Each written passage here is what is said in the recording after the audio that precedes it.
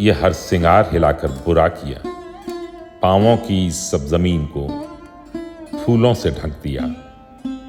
किससे कहें कि छत की मुंडेरों से गिर पड़े, हमने ही खुद पतंग उड़ाई थी शौकिया।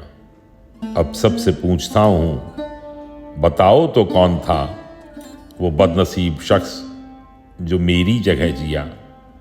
मुंह को हथेलियों में छिपाने की बात है, हमने किसी अंगार को होठों से छू लिया।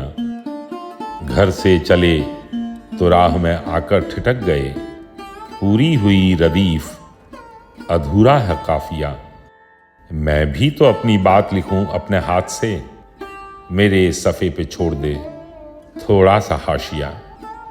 इस दिल की बात कर तो सभी दर्द मत उंडेल, अब लोग टोकते हैं गज़ल है कि मरसिया।